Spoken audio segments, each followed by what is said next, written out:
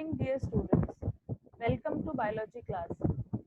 So, how are you all? Hope you all are doing well. So, students, let's see the topics which we have already done.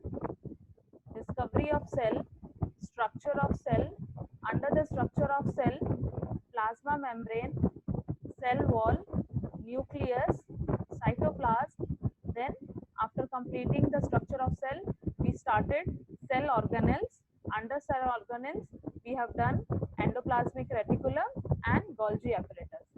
So, dear children, today we will discuss about other cell organelles called lysosomes, mitochondria, plastids, vacuoles. That that this much. Okay, then let's start. Let's start with lysosome. Lysosomes, they are the membrane-bound organelles. They are spherical sac-like structure. They are filled with digestive enzymes. Then enzymes are made by RER. Okay, so let's understand what all these are. First of all, they are membrane-bound organelle. Membrane-bound organelle means they are surrounded by membrane. Okay, then second, they are spherical sac-like structure. Their shape is spherical and they are sac-like structure. Sac means they are filled with something. So by what they are filled? They are filled with digestive enzymes.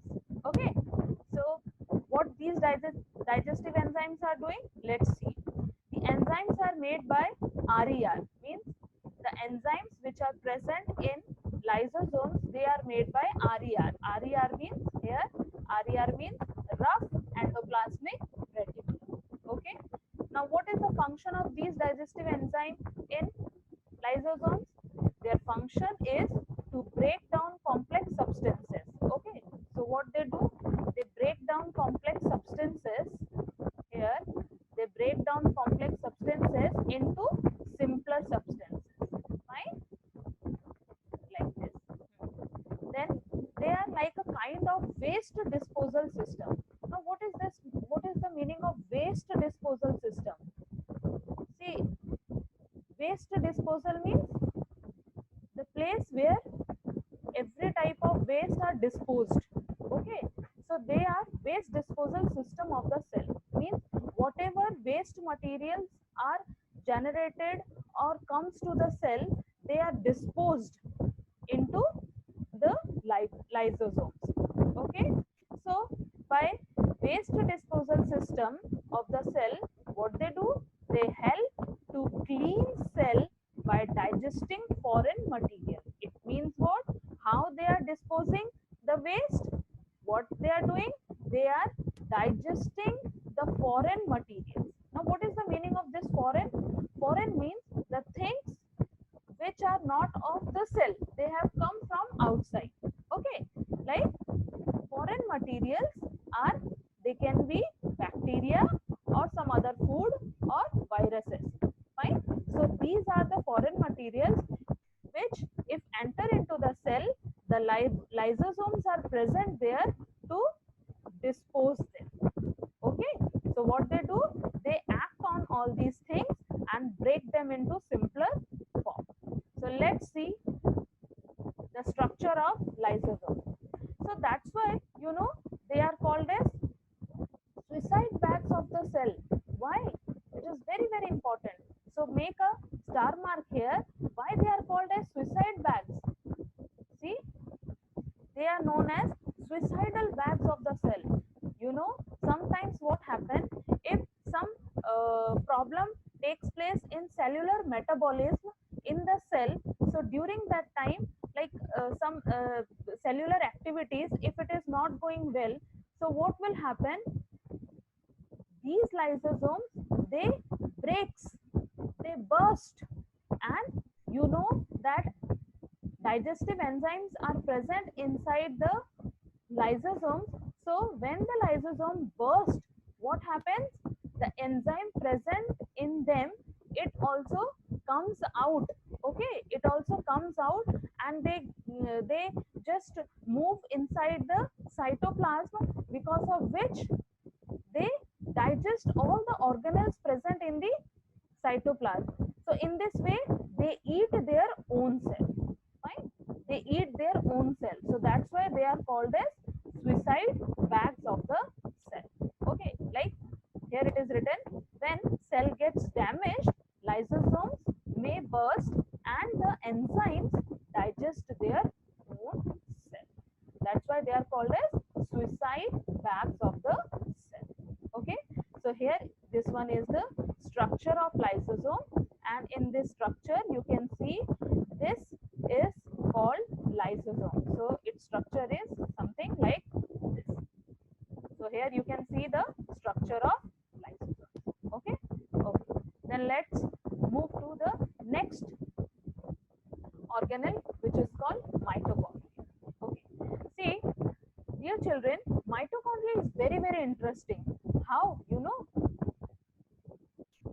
you have seen a battery. What the battery do? A battery gives power. Okay, similarly, mitochondria is also a such type of organelle. Okay, so let's see how. In singular, it is known as mitochondrion. So each mitochondrion covered by two membranes. Okay, in this structure also here you can see this is the outer membrane and this is the inner membrane. So two membranes are present in mitochondria. Then the outer membrane is porous. The outer membrane is porous. What is the meaning of this porous? Porous means containing many pores. Okay, so the outer membrane is porous and the inner membrane is deeply folded. Now you can see here, this is the inner membrane and how the folds are. Here you can see many folds are present. See, many folds are present here. These all are the folds. Okay, so these all are the folds, and all these folds are called cristae. What are they called? They are called cristae. Surface area of inner membrane is greater than surface area of outer membrane. So due to the presence of these folds, what happens? The surface area of inner membrane is greater than the surface area of the outer membrane. Okay, then they have their own DNA. Very, very interesting and important thing. Let's make a star here. They have their own DNA and ribosome. So what happens? As we know that ribosome is the site of protein synthesis. So they don't have to depend on any other organelle for protein. They can synthesize their own protein. They can very well synthesize their own protein. Right?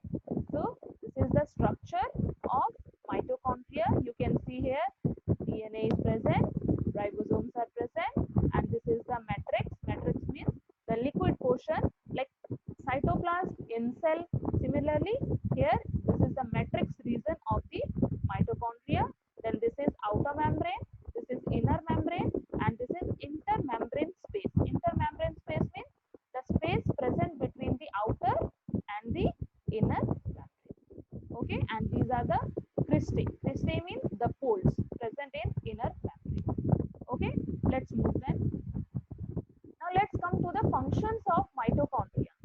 So why I told you about the battery? Let's see. See, mitochondria is powerhouse of the cell. Now why they are called powerhouse? Listen. In mitochondria, foodstuffs are present, and oxidation of these foodstuffs takes place. How? In mitochondria, as we know, enzymes are present. So what the mitochondria do? Mitochondria takes oxygen from outside, and in the presence of enzyme, oxidation of foodstuff takes place. And during this oxidation process, carbon dioxide is released and water is released. And during this process, energy is released. Okay, during the process of oxidation, lots of energy is released. So what happened to this energy? Wait, see, I told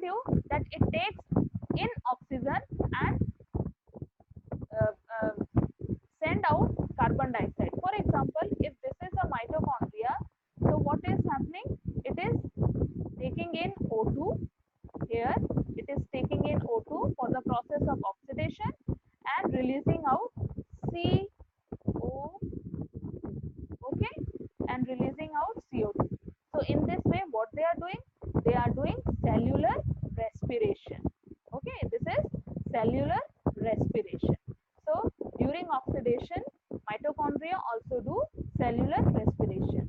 So during the oxidation of foodstuff, this thing happens, and during this process lots of energy is released. Now you know what happened to these energy. The energy is used to make ATP molecules. A new thing which we read here, ATP molecules are formed by the use of this energy formed during oxidation. So what happens to this ATP molecule? This ATP is utilized by the cell for energy. Okay. Now what this ATP is? ATP is adenosine triphosphate. Okay. Please remember adenosine triphosphate. So adenosine triphosphate are acting like small batteries. Why? Because they are giving power to the cell. See, we know that cell has to do many work. Okay, so for doing many work, what the cell needs? For doing many work, cell must be needing lots of energy. So from where these lots of energy are coming? Lots of energy is coming how? By the ATP molecule. The ATP molecule formed during in the mitochondria during oxidation process is acting like a battery which is providing energy to the cell, and this energy is utilized by the cell for doing various functions. Okay, so that's why these ATP molecules, that is adenosine triphosphate, they are known as energy currency of the cell. What are they called? They are known as energy currency of the cell. Okay, so for what reason this energy is required by the cell? The energy is utilized for mechanical work and chemical functions. Okay, the energy is utilized for mechanical work and chemical functions. Fine. So these all are the functions of mitochondria. Okay, then let's move to the next organelle. Now, dear children, come to plastids. See, um, when you go outside, around you, you see many plants. है You see many plants. So you must be wondering that how the color of fruits and the color of flowers so attractive. So let's understand how this is happening. Now, plastids, they occur mostly in plant cells and they are absent in animal cells. Plastids have their own DNA and ribosome. Again, this is a very important point. Plastids, they have their own DNA and ribosomes like mitochondria. Okay, so they can form their own protein. And plastids, they are of two types. First is chromoplast, second is leucoplast. What chromoplasts are? They are the colored plastids. Chromoplasts are the colored plastids. They contain chloroplasts. Chloroplasts, what are they? Chloroplasts are containing chlorophyll pigments which give green color. Okay, which give green color. So they contain chlorophyll pigments. They are called chloroplasts. Plus, chloroplasts are also present which are containing yellow and orange pigments. Fine. Then leucoplasts are white or colorless plastids. They don't have the function to give color to anything else because they are colorless. So what they will do? They are working like storage. Storage means they are storing materials. So what they are storing? They are storing starch, oils and protein granules. Okay, they are storing starch, oil and protein granules. Fine. Then come to the structure of plastids. See, this is a very interesting structure of plastids. Now, see, dear children, like if this is a cell inside the cell we read that cytoplasm is there, which is the matrix or liquid part of the cell. Okay, then inside the cell nucleus is there. Okay, and in nucleus again we know that the matrix part of nucleus is nucleoplasm. Similarly, in plastids, the matrix part, the liquid part is known as stroma. Okay, here you can see these are the matrix part and they are called stroma. Then, then see, you can see here coin-like structures. Okay, these are the coin-like structures. So each coin is known as thylakoid. What are they called? They are called thylakoid. And when these are arranged in a group, they are called a stack. Okay, they are called stack. And this complete stack of thylakoid is known as granum. What are they called? Granum. And when many granum combine together, they are called grana. What are they called? Grana. So this and then again this one, then again this one, they together called grana. Fine. Then all these grana are connected to each other. You can see here connections. These are the connections. They are connected to each other and they are connected by stroma lamellae. They are connected by stroma lamellae.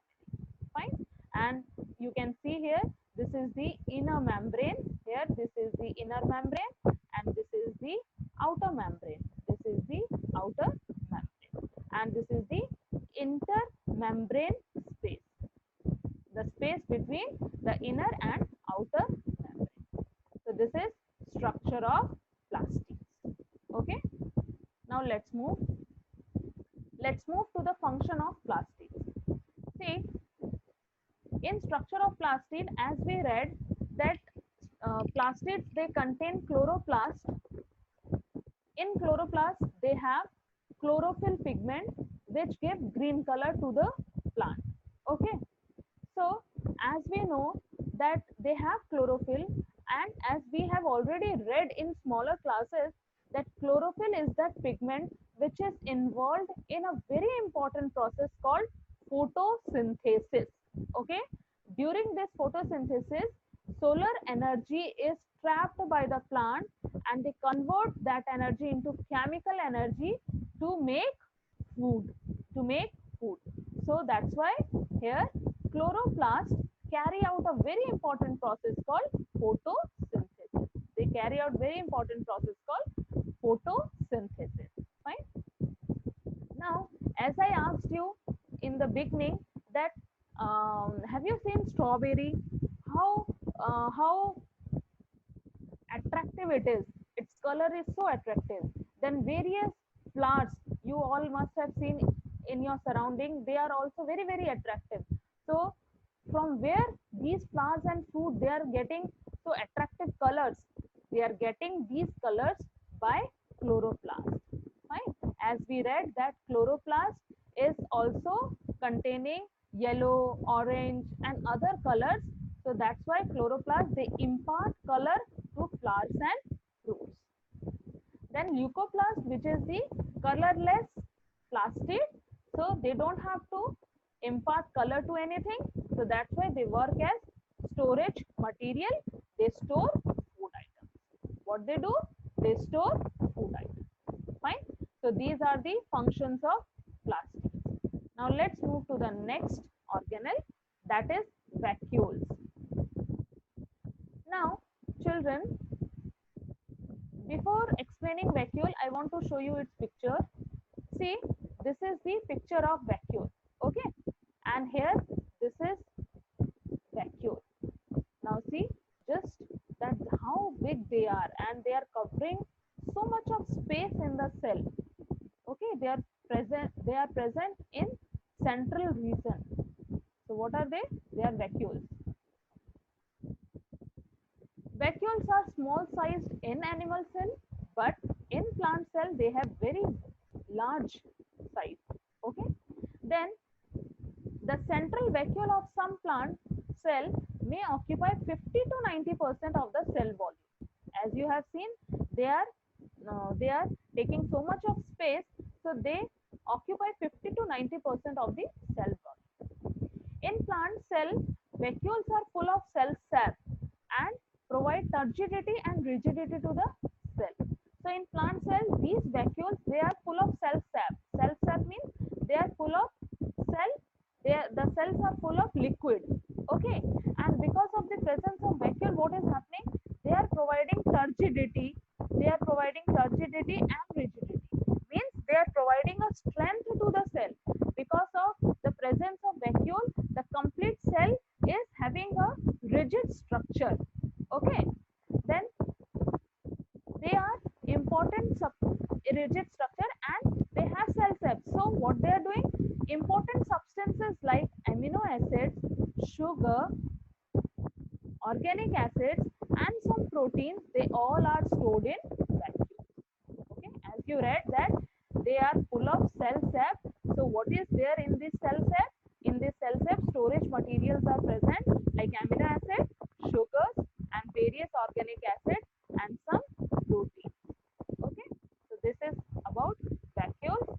And then in small unicellular organisms, specialized vacuoles also play important role in expelling excess water and some waste from the cell. Okay, in expelling excess water and some waste from the cell. And you know, in single-celled organisms like amoeba, the food vacuoles contain the food items that the amoeba has consumed. Okay, the amoeba, what they consume, whatever they consume, that food item is contained by food vacuoles in case of amoeba. Right?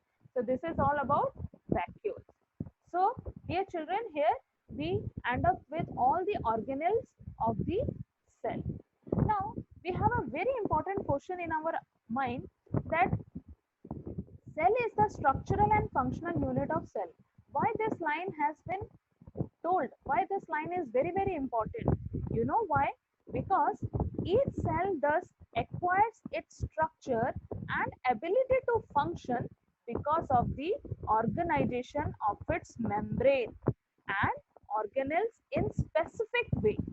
It means the organelles and its membranes are organized in such a way that the cell acquires a specific structure and ability to function.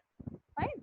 So the cell thus has a basic structural organization, and this helps the cell to perform functions like respiration, obtaining nutrition, and clearing waste material or forming new proteins.